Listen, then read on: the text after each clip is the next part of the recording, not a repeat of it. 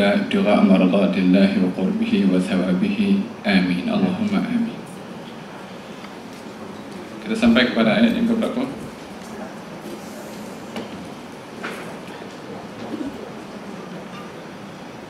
Surat Al-Hijr ayat 15.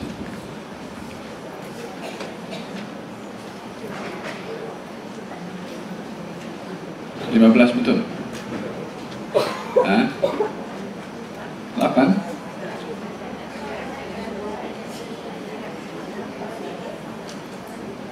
Ikhtilaful ulama.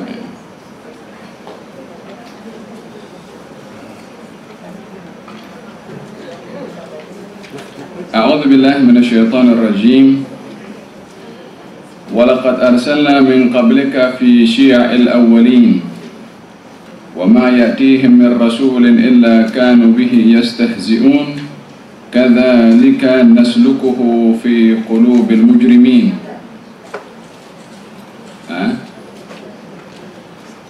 9 atau 19? 9 kan? Saya ingat yang last saya bahas inna nahnu nazzalna dzikra wa inna lahu lahafidhun. لا يؤمنون به وقد خلت سنة الأولين ولو فتحنا عليهم بابا من السماء فظلوا فيه يعرجون لقالوا إنما سكرت أبصارنا بل نحن قوم مسحورون.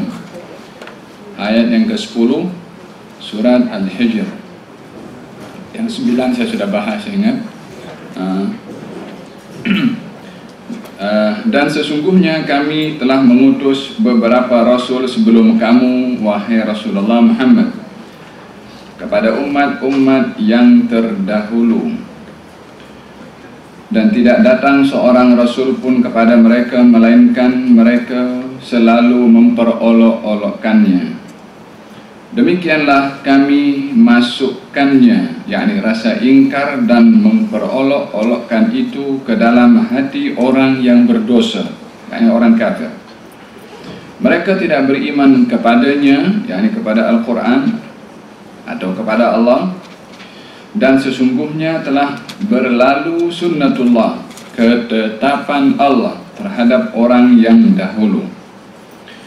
Dan jika seandainya kami membuka kepada mereka salah satu daripada pintu-pintu langit, lalu mereka dapat naik ke atas melaluinya, tentulah mereka berkata, sesungguhnya penglihatan kami dikaburkan, bahkan kami adalah orang yang terkena sihir.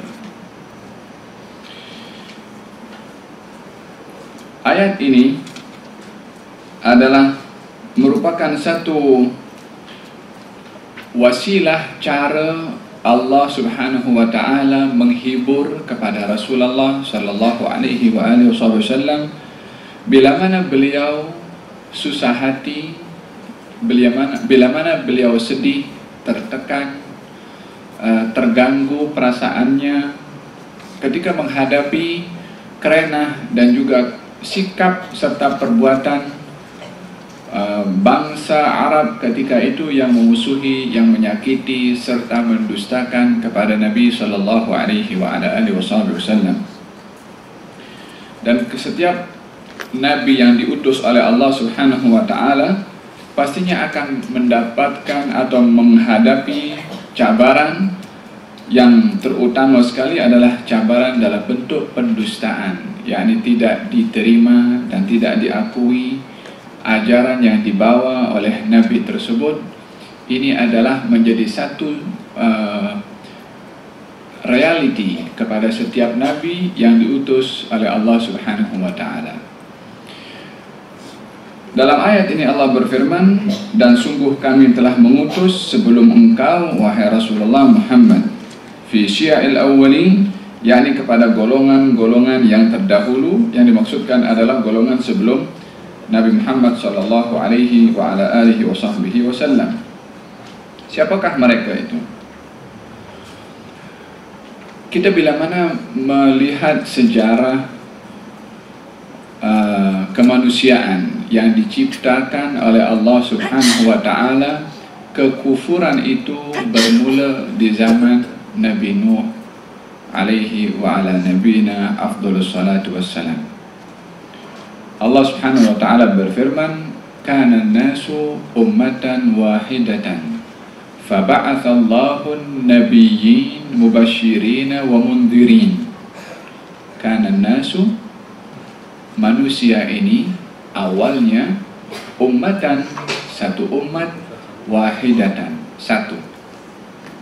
Maksud umat satu semuanya adalah bertauhidkan Allah, semuanya menyembah Allah, semuanya bertuhankan Allah Subhanahu wa ta'ala, dan tak ada yang menyekutukan Allah. Faba'athallahu an-nabiyyin, lalu setelah berlaku kekufuran, Allah hantar para nabi. Apa tugas para nabi itu?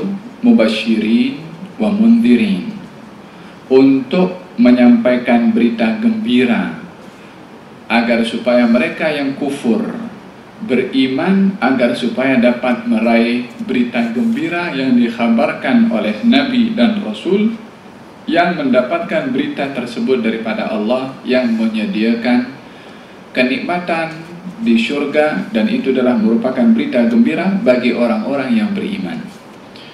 Tugas yang kedua, wa mundhirin, pemberi peringatan juga. Kalau mereka kekal dalam kekufurannya, maka diingatkan oleh para nabi dan rasul itu yang dihantar dan diutus oleh Allah akibat daripada kekufuran mereka, kedegilan mereka. Akibatnya itu sudah diberitakan oleh para nabi dan rasul dengan peringatan. Kalau kamu kufur, hukuman kamu berat. Kalau kamu ingkar, Allah sediakan azab. Kalau kamu beriman, Allah sediakan nikmat. Kalau kamu bertuhankan Allah, Allah sediakan syurga. Ini tugas Nabi, memberikan berita gembira untuk menawan hati mereka beriman, memberikan peringatan agar supaya mereka takut kepada Allah Subhanahu wa ta'ala. Ayat ini dengan jelasnya memberitahukan bahwasanya manusia ketika dicipta oleh Allah Subhanahu wa ta'ala tak ada yang menyekutukan Allah.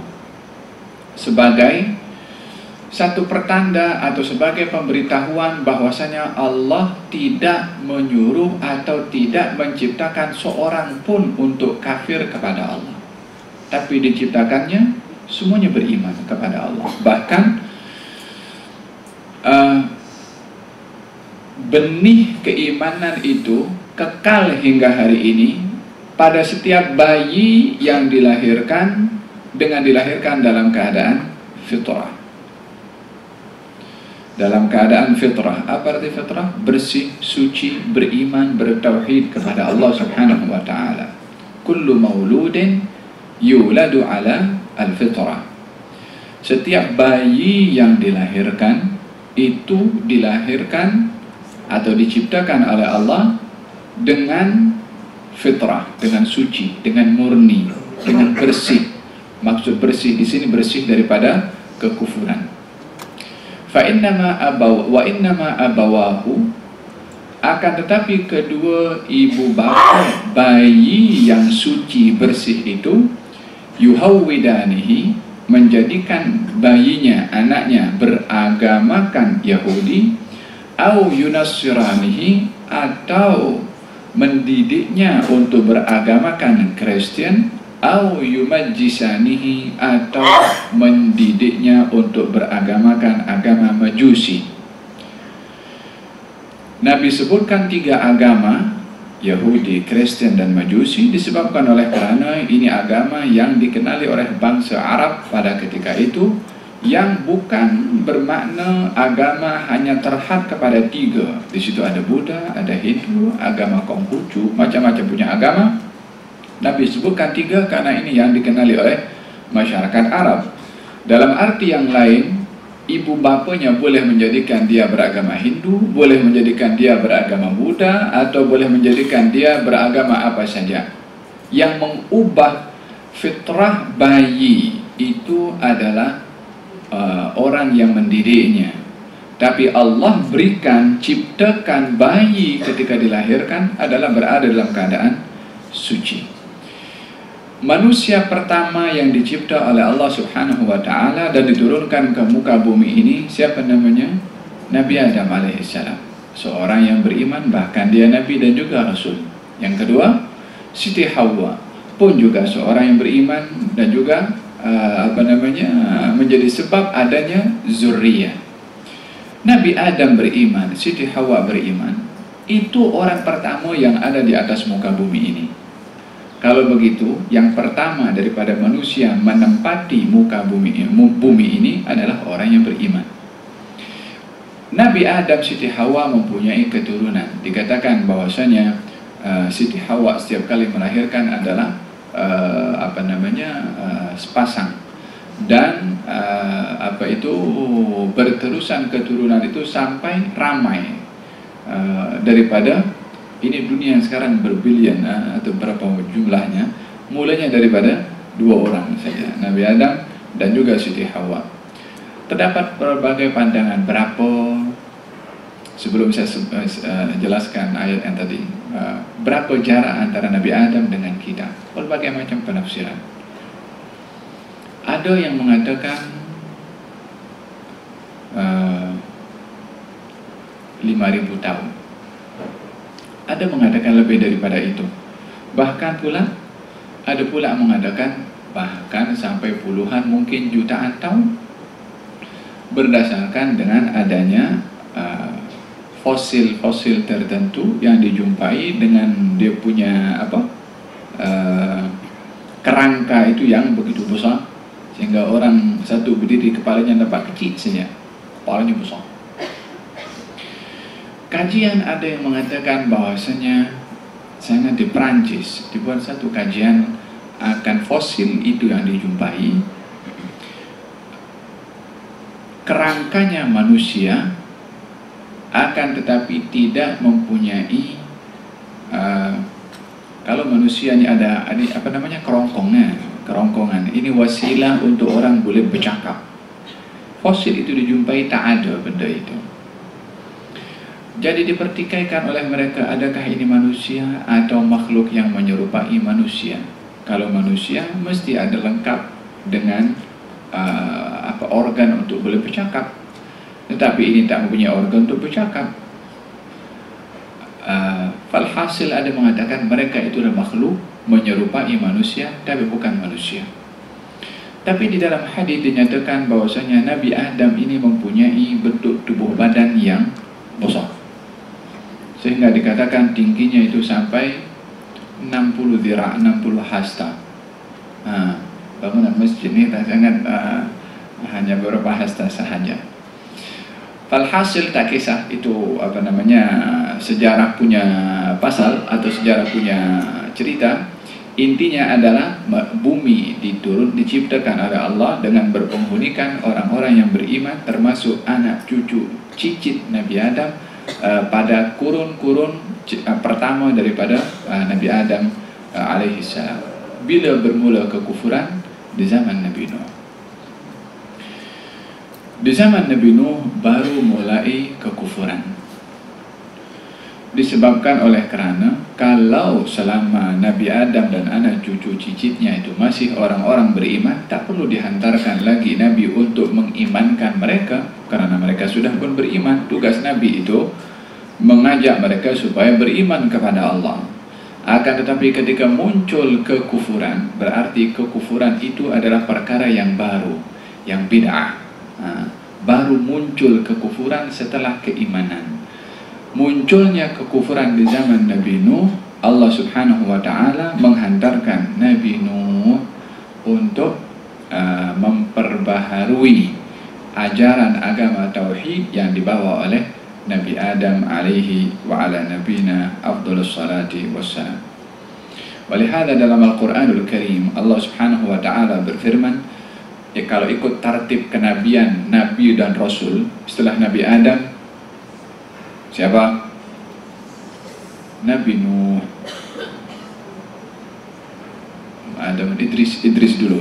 Adamun Idris Nuhun Hudama. Dalam Aqidatul Awam dibilang Adamun Idrisun Nuhun kemudian Hud. Ikut tartibnya macam tu. Di zaman Nabi Nuh baru bermula kekufuran. Dari mana kita tahu di zaman Nabi Nuh bermula kekufuran? daripada firman Allah Subhanahu wa taala ketika Nabi Nuh berdoa kepada Allah Subhanahu wa taala yang sudah berdakwah selama 950 tahun dan tidak berjaya. Dan tidak dan ramai yang tidak menerima dakwahan Nabi Nuh, maka Nabi Nuh alaihissalam berdoa kepada Allah, Rabbi la tadhar 'alal ardi minal kafirina dayyara. Rabbi la tadhar 'alal ardi minal kafirina. Ya Allah, jangan kau tinggalkan di atas muka bumi ini seorang pun daripada orang-orang kafir, melainkan kau hancurkan semuanya. Ini doa Nabi Nuh alaihissalam. Innaka intadharhum, ya Allah, kalau kau biarkan ini kaum kafir ini beranak pinak terus, wala yalidu illa fajiran kafara, tetap akan melahirkan orang yang celaka dan juga kufur kepada engkau. Daripada mereka tetap melahirkan zuriat yang kufur, lagi banyak kekufuran, baik kau hancurkan sekarang saja supaya tak melahirkan zuriat yang kufur.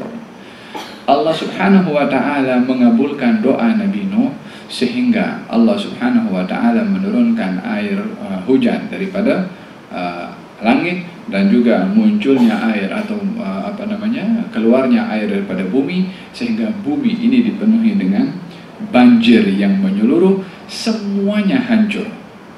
Sesuai dengan permintaan Nabi Nuh, hancurkan semuanya daripada orang-orang kafir. Semuanya pun dihancurkan oleh Allah Subhanahu wa ta'ala. Maka yang selamat hanya berada dalam bahtera Nabi Nuh. Berapa orang mereka? Lebih kurang 70 lebih. Ini generasi kedua permulaan sejarah kemanusiaan setelah Nabi Adam sampai Nabi Nuh. Berapa yang ada generasi pada waktu itu? Semua yang kufur kepada Allah dihancurkan, kecuali mereka yang berada dalam bahtera Nabi Nuh yang beriman kepada Nabi Nuh. Subhanallah, 70 orang lebih yang beriman daripada sekian generasi yang ada di zaman Nabi Nuh. Daripada Nabi Adam alaihissalam sampai Nabi Nuh, ramai daripada mereka yang kufur kepada Allah. Saya ingin ulangi kembali bahwasanya kekufuran itu muncul setelah keimanan. Artinya Allah tidak ciptakan orang kufur daripada dulu sampai zaman sekarang juga. Hanya perbedaannya dulu kufur, setelah orang itu dewasa baru timbul kekufuran. Tapi sekarang kekufuran ini adalah berdasarkan daripada didikan orang tua kepada bayi yang Allah berikan dalam keadaan beriman kepada Allah, yang menjadikan kufur adalah ibu bapanya atau pendidik kepada bayi tersebut. Generasi atau fasa kedua permulaan manusia, sejarah manusia ini di zaman Nabi Nuh. Zaman Nabi Nuh waktu itu tidak ada lagi orang-orang kufur, kecuali orang-orang beriman sahaja yang bersama dengan Nabi Nuh. Berapa orang? 70 orang lebih. Bermula sejarah baru manusia, beriman atau tidak beriman yang bersama dengan Nabi Nuh? Beriman. Muncul kekufuran setelah Nabi Nuh balik, dan hingga hari sekarang. Dan 2 kali Allah Subhanahu wa ta'ala menjadikan penghuni bumi ini dimulai dengan keimanan. Yang pertama Nabi Adam, sampai muncul kekufuran zaman Nabi Nuh, dihancurkan oleh Allah, tidak tersisa kecuali Nabi Nuh dan orang-orang beriman. Beranak pinak turun-temurun, muncul balik kekufuran. Ini yang saya maksudkan dalam ayat tadi, kanan nasu ummatan wahidatan. Manusia semuanya dalam satu agama tauhid kepada Allah Subhanahu wa ta'ala. Faba'athallahu, kemudian Allah menghantarkan para nabi dan rasul setelah lahir kekufuran, setelah muncul kekufuran, diutus oleh Allah nabi dan rasul untuk memberikan kabar gembira syurga dan peringatan tentang hukuman api neraka bagi mereka yang kufur kepada Allah Subhanahu wa ta'ala. Dan ini sejarah antara kufur dengan iman yang berlaku di atas muka bumi ini. Dalam ayat ini Allah bagi tahu, walaqad arsalna min qablika, kami, yakni Allah, telah menghantarkan sebelum engkau wahai Rasulullah, fi syia'il awwalin, para rasul dalam golongan-golongan yang terdahulu yang kufur kepada Allah Subhanahu wa ta'ala. Mereka para nabi dan rasul yang kami hantar juga menghadapi dugaan yang sama. Mereka dimaki, mereka dilempari, mereka dicaci, mereka didustakan, mereka dimusuhi, mereka diperangi. yakni yang berlaku kepada Nabi dan Rasul sebelum engkau adalah perkara yang serupa berlaku kepada engkau. Allah nak beritahu kepada Rasulullah, engkau tidak keseorangan. Yang bertugas seperti engkau ini adalah mesti menghadapi perkara yang sama engkau hadapi. Kita, kalau selagi ada masalah umpamanya, kalau kita seorang yang menghadapi masalah, kita akan merasa berat. Tapi kalau kita ada kawan punya masalah yang sama, kedua-dua merasa ringan. Sebab apa? Disebabkan ada orang yang punya masalah sama, kongsi masalah, kongsi musibah. Berbandingkan dia keseorangan, apatah lagi semakin ramai yang menghadapi masalah yang sama, maka dia merasa, oh, aku tidak keseorangan dalam hal ini. Secara mental atau secara psikologi, orang itu akan merasa ringan bila mana menghadapi masalah dan masalah itu dikongsi sama dengan orang lain. Baginda Rasulullah Sallallahu Alaihi Wasallam diceritakan tentang para nabi dan rasul yang sebelum Rasulullah yang menghadapi dugaan yang sama untuk menghibur kepada Nabi Sallallahu Alaihi Wasallam agar supaya beliau merasa ringan daripada dugaan yang dihadapi, sebab beliau tidak keseorangan menghadapi dugaan tersebut. Wa ma yatihim min rasulin, Allah bagi tahu kepada Rasulullah, tidak datang kepada kaum sebelum engkau wahai Rasulullah yang kufur kepada Allah, dihantarkan kepada mereka seorang rasul, illa kanu bihi yastahzi'un, kecuali kaum itu akan mengolok-olokkan kepada nabi dan rasul yang diutus oleh Allah Subhanahu wa taala. Kita kalau melihat dalam sejarah sirah baginda Rasulullah sallallahu alaihi wasallam, pelbagai macam dugaan yang dihadapi oleh Rasulullah, baik itu secara fisikal atau secara mental, dalam ataupun secara sosial, dihadapi semuanya oleh Nabi sallallahu alaihi wasallam. Secara fisikal, baginda Rasulullah sallallahu alaihi wasallam pernah disakiti. Macam mana disakiti? Pernah sekali baginda Rasulullah sallallahu alaihi wasallam dijemput oleh seorang bernama Uqbah bin Abi Mu'aid, salah seorang daripada pembesar kafir Quraisy. Beliau Rasulullah sallallahu alaihi wasallam dijemput untuk satu jamuan disebabkan oleh kerana hubungan kekerabatan, karena dekatnya Uqbah bin Abi Mu'aid dari segi hubungan kekeluargaan dengan Rasulullah, karena sama-sama daripada bangsa Quraisy. Maka Rasulullah pun datang. Ketika Nabi datang, Abu Jahal yang datang kepada Uqbah bin Abi Mu'aid dan mengatakan, wajhi wa wajhuka haram, wajahku dengan wajah kamu haram bertemu, bersemuka dan berkawan selagi engkau tidak memusuhi kepada Muhammad. Yani macam mana kau jemput kepada orang itu sementara dia itu adalah menghina kepada Tuhan kami, sementara dia memutuskan persahabatannya dengan Uqbah bin Abi Mu'aid karena berkawan dengan karena menjemput kepada Rasulullah SAW. Hasad dan dengki. Jangan punya perasaan hasad dengki kepada orang dan mengajak orang lain untuk hasad dan dengki juga kepada dia. Kalau kita diduga marah benci dengan orang, jangan ajak orang lain untuk marah juga dengan dia. Kita mengajak orang lain berkongsi dosa. Orang yang diajak pun juga jangan ikut ajakan orang lain kalau ajakannya kepada perkara yang tidak boleh. Sifat hasad dengki itu terkadang kalau melampaui batasnya, dia tak puas hati bukan kepada dirinya sahaja, orang dekatnya. Kalau rapat dengan orang yang dia itu hasad dengan orang itu tak puas hati. Kalau macam kadang-kadang di sini tak ada kot. Kadang-kadang seorang ibu kalau marah dengan anaknya, aku tidak halal air susu aku kepada engkau kalau masih engkau datang kepada siapakah dia punya yang dia ada masalah dengan orang tersebut, sampai kepada peringkat demikian nak meluahkan marah dirinya kepada seorang, dia ajak orang lain untuk marah juga dengan orang tersebut. Ini bahaya daripada orang yang mempunyai hasad dengki. Walihada ini penyakit hasad dengki, dia punya ubat punya susah luar biasa.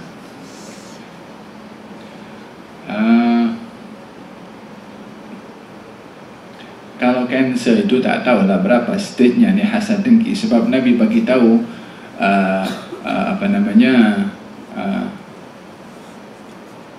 untuk menghadapi orang yang hasad ini dengan bersabar.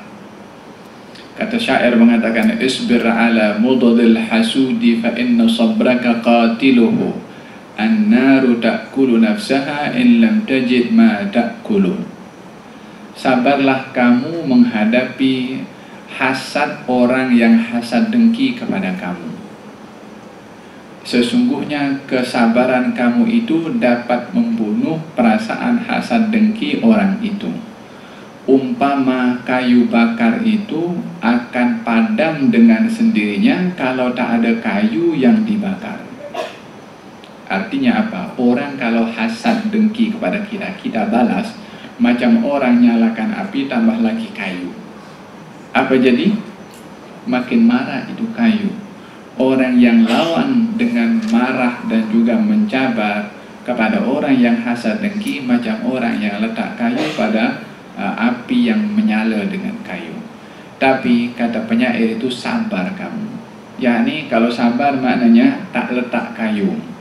Kalau tak letak kayu, maka itu api pun akan padam dengan sendirinya kalau tak ada kayu yang diletak. Itu pun juga hasad orang dengki yang dengki hasad kepada kita. Kalau tak dilayan, lama-lama dia pun boring sendiri untuk nak menghasad kepada orang yang tak melayan kita punya hasad. Bukan kita, orang lain. Faham dong? Idan dalam hal ini kata baginda Rasulullah, iyyakum wal hasad, hati-hati kamu daripada penyakit hasad dengki.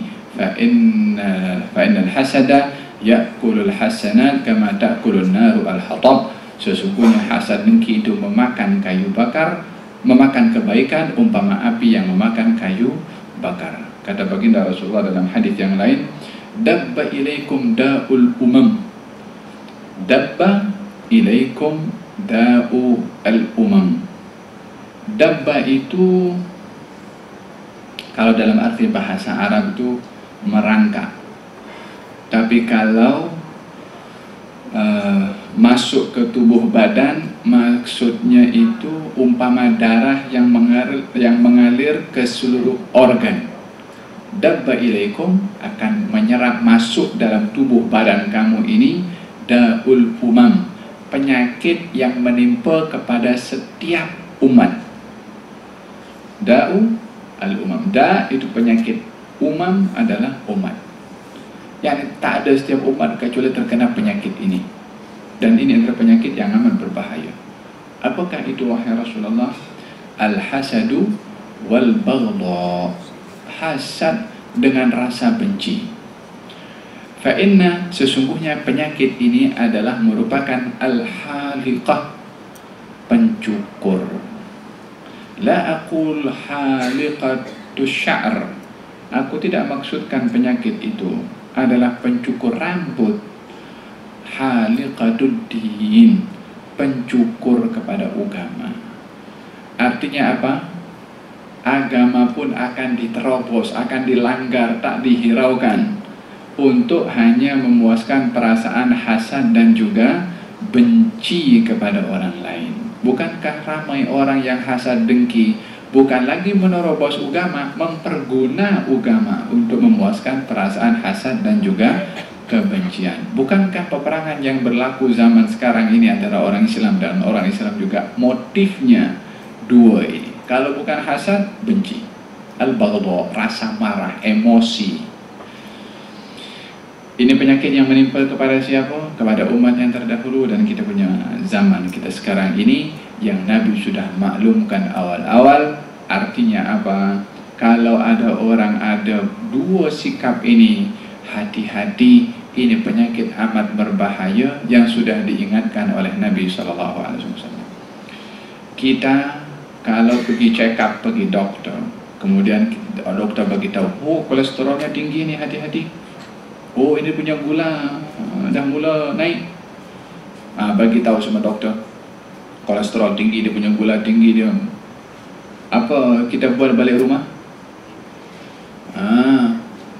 Teh tak payah gula, nasi pun cari nasi yang tak ada gulanya, lemak-lemak dah mula dikurangkan. Pasal apa? Kita nak jaga kita stamina tubuh badan. Nabi dah bagi tahu ni penyakit, macam doktor yang bagi tahu masalah. Ini penyakit berbahaya. Apa itu? Hasad dan dengki. Kalau ada kepada kita perasaan hasad, dengki dan juga benci, macam doktor dah bagi tahu kamu kolesterol tinggi, diabetes tinggi, supaya kita berhati-hati dengan penyakit ini. Untuk apa? Tidak dibela. Kalau orang dia bagi tahu dengan adanya penyakit zahir sahaja, dia terus tak apa, bismillahirrahmanirrahim, la yadurru ma'a ismihi syai'un fil ardi wa la fis sama'i, bismillah. Dia makan juga KO, dia tak sedar.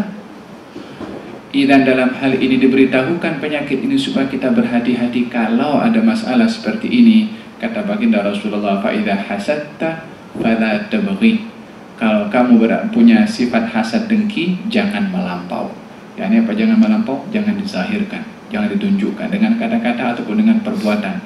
Simpan di dalam, berusaha untuk menguburkan perasaan hasad, dengki dan benci itu untuk tidak mempengaruhi kepada kita.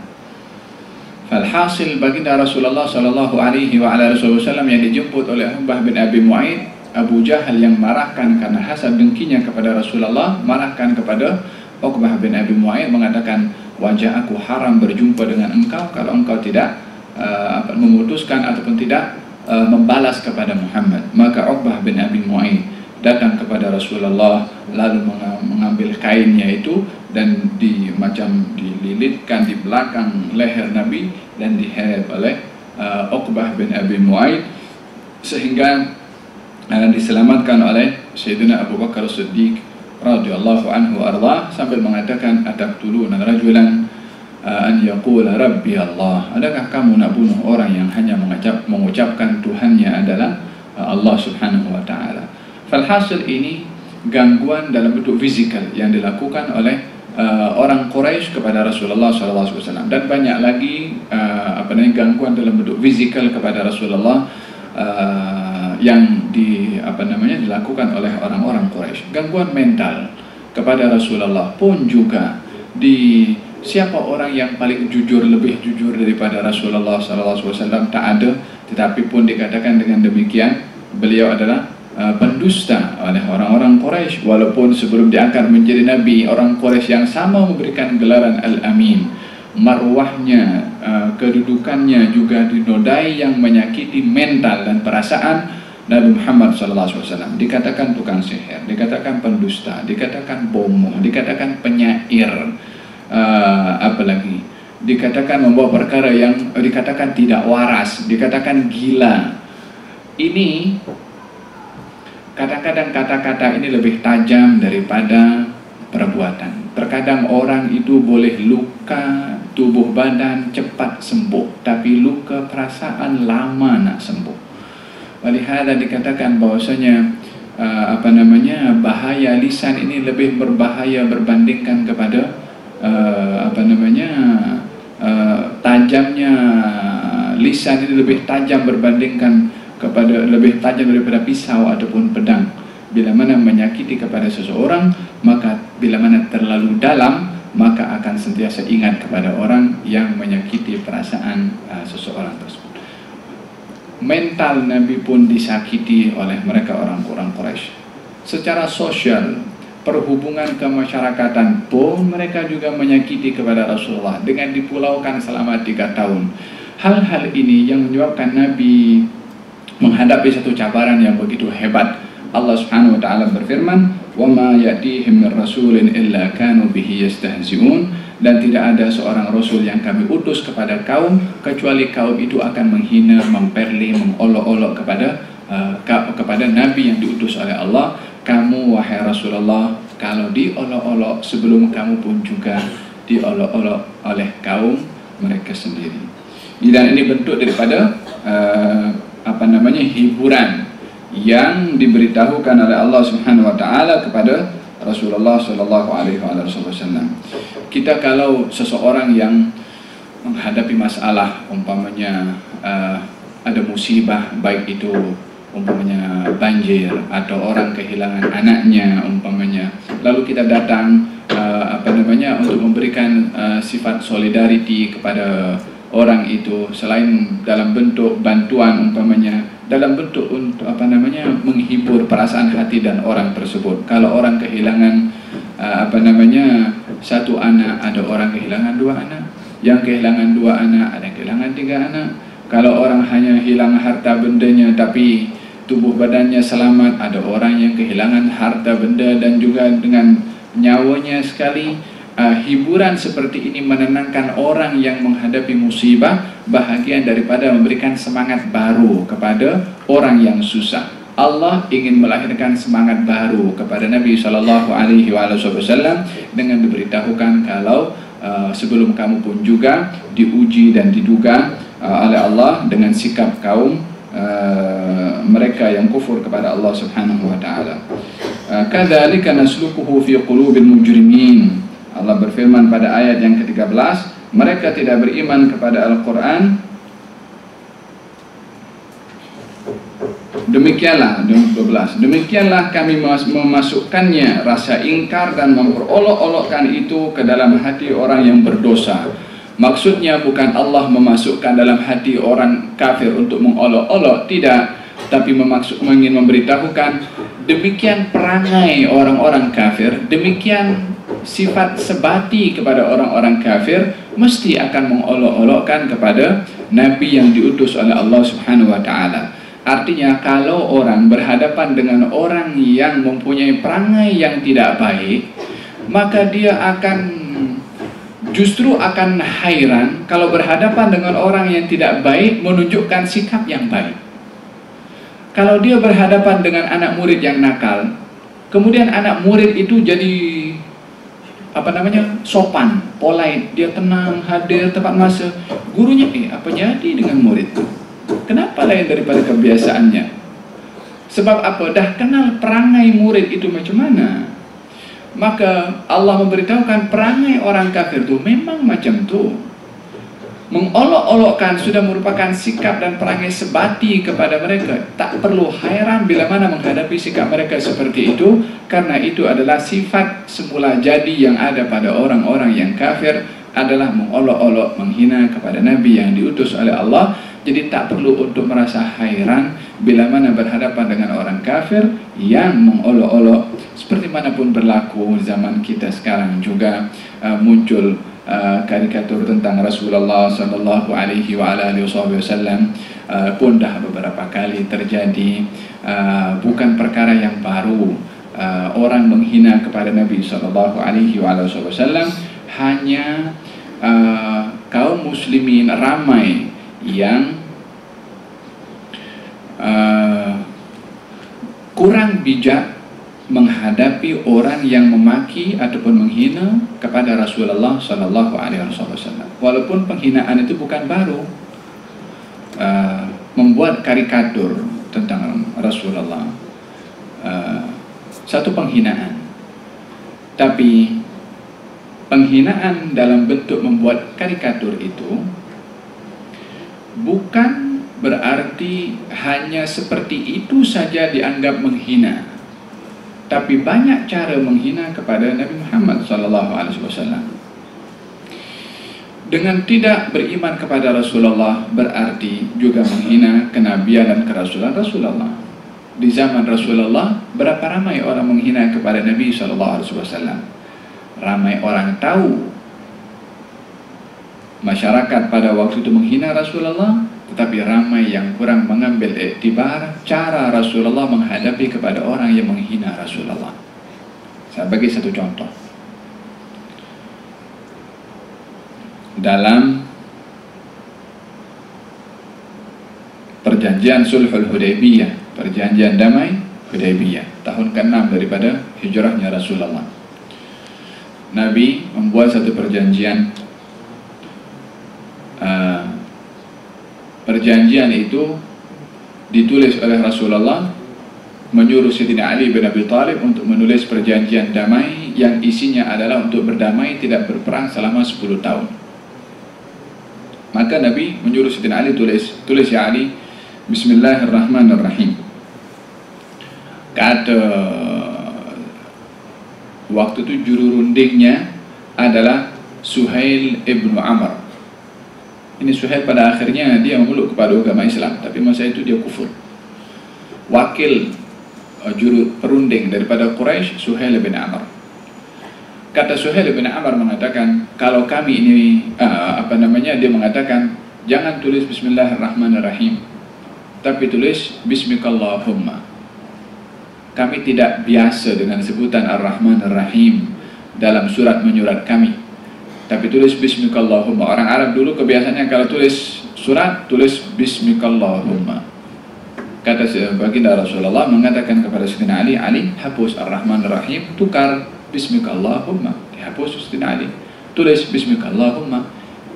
Tidak mempercayai sifat Rahman dan Rahimnya Allah Subhanahu wa Ta'ala, ya kan? Apa kata Nabi? Kamu akan dimasukkan dalam neraka kalau tak percaya kepada Rahman Rahimnya Allah. Nabi cakap macam tu. Nabi kata hapus, tak apa. Memang pun dia kufur. Kita perlu untuk tarik dia beriman dulu supaya tahu Rahman Rahimnya Allah. Kalau dia tak beriman, macam mana nak kenal Rahman Rahimnya Allah? Ini Allah dinodai haknya. Nabi SAW menyuruh Sayyidina Ali menghapus Rahman Rahim. Nabi tidak mengakui Rahman Rahimnya Allah Subhanahu wa Ta'ala. Siapa yang lebih tahu Rahman Rahimnya Allah kalau bukan Rasulullah? Tapi karena Nabi tahu cara nak menarik dan memperdahulukan prioriti di dalam tujuan Nabi. Dalam tujuan ada tujuan yang baik, ada tujuan lebih baik. Kalau tujuan yang lebih baik itu boleh dicapai dengan mengorbankan yang baik, dikorbankan yang baik untuk mencapai yang lebih baik, tapi tidak menjadikan tujuan yang baik itu mendahulukan kepada yang lebih baik. Nabi punya matlamat besar. Nabi ingin berdakwah dengan tenang tanpa berperang. Nabi punya sasaran untuk berdakwah bukan orang Quraisy saja. Banyak orang Nabi nak dakwah. Macam mana Nabi nak dakwah ke satu tempat sementara orang Quraisy selalu boleh mencegah dan mengganggu Rasulullah dan kaum muslimin untuk berdakwah? Nabi nak itu ada keamanan, ada perjanjian damai supaya Nabi boleh pergi ke mana-mana berdakwah tanpa dihalang. Itu matlamat Nabi nak berdamai. Nabi beritahu hapus Ar-Rahman Ar-Rahim, tukar Bismillahirrahmanirrahim, tukar. Kemudian tulis oleh Nabi, hadza, ini adalah yang telah disepakati perdamaiannya antara Muhammad Rasulullah dan Suhail ibnu Amr. Tulis Sayyidina Ali, Muhammad Rasulullah dengan Suhail ibnu Amr. Kata Suhail ibnu Amr, kalau kami tahu kamu Rasulullah, buat apakah kami nak perangi kepada kamu? Jangan tulis Rasulullah, Muhammad bin Abdullah. Ingkar kepada Rasulullah atau tidak? Di hadapan Rasulullah, di hadapan Nabi sendiri. Nabi kata, Ali, hapus Rasulullah, tulis Muhammad bin Abdullah. Perangai Suhail ini, waktu Nabi suruh tulis Muhammad Rasulullah, dibiarkan dulu. Dia tak bagi tahu sebelum tulis, jangan tulis Muhammad Rasulullah, Muhammad bin Abdullah. Tak, dibiarkan. Nak tunjuk dia punya ego, nak tunjuk dia punya kekuatan, dibiarkan dulu. Tapi orang yang bijak, cerdik, pandai macam Rasulullah tidak melayan kejahilan orang untuk bersikap jahil. Idza khatabahumul jahiluna qalu salama, tak perlu nak layan dengan degil juga kepada dia. Baginda Rasulullah beritahu hapus Rasulullah. Kata Sayyidina Ali, aku tak nak hapus. Sayyidina Ali waktu itu ingin menunjukkan bagaimana pembelaan, penghormatan Sayyidina Ali kepada Rasulullah. Tadi sudah Bismillahirrahmanirrahim suruh hapus. Okey dah geramlah Sayyidina Ali. Yang kedua Rasulullah pula suruh hapus. Kata Sayyidina Ali, aku tak nak hapus. Aku tidak akan meluputkan atau melupuskan gelaran yang Allah berikan kepada engkau. Kata baginda Rasulullah, mana itu letak Rasulullah, bagi tunjuk kepada aku sendiri hapus. Ambil bahan yang basah sikit, diletakkan tangannya oleh Sayyidina Ali, dihapus kalimat Rasulullah. Baru tulis Sayyidina Ali, Muhammad bin Abdullah. Yang hapus sendiri Rasulullah SAW. Kenapa kamu tak percaya aku Rasulullah ke? Masuk neraka kamu nanti. Nabi ada matlamat, punya wawasan, berfikir untuk mengambil tindakan. Suhail bin Amr nak tunjuk dia punya ego, nak tunjuk dia punya kuasa. Bukankah ini penghinaan kepada Rasulullah? Penghinaan kepada Rasulullah. Sayyidina Umar waktu itu tidak dapat mengawal perasaannya, sehingga datang kepada Rasulullah SAW mengatakan, ya Rasulullah, bukankah kita berada dalam pihak yang benar dan mereka berada dalam pihak yang salah? Kata Rasulullah, betul. Bukankah kita dijanjikan oleh Allah masuk surga dan mereka itu kalau kufur masuk neraka? Nabi kata betul. Bukankah agama kita benar dan mereka adalah salah? Nabi kata betul. Kata Sayyidina Umar, lalu kalau begitu kenapa kita menghinakan diri kepada mereka dengan menerima apa tuntutan mereka semua? Zahirnya nampak hina, zahirnya nampak rendah, zahirnya nampak macam kita yang lemah. Tapi orang berpikir panjang, lebar, luas seperti Rasulullah mempunyai matlamat untuk tidak melayan orang yang cetek macam ini pemikirannya. Kata Rasulullah, ya Umar, saya adalah Rasulullah. Pas bagi tahu macam saya, artinya tindakan aku ini bukan tindakan tak berfikir, bukan tindakan tak ada makna. Aku Rasulullah. Sayyidina Umar waktu itu yang masih tak boleh nak terima, macam mana mereka ini orang-orang kafir ini. Dia datang kepada Sayyidina Abu Bakar, tanya soalan yang sama, jawabannya pun sama. Last sekali, lalu kenapa? Kata Sayyidina Umar bertanya kepada Sayyidina Abu Bakar, lalu kenapa kita merendahkan, menghinakan diri dengan menerima persyaratan mereka? Apa mereka nak kita penuhi semuanya? Sementara kita berada dalam pihak yang benar, kenapa kita yang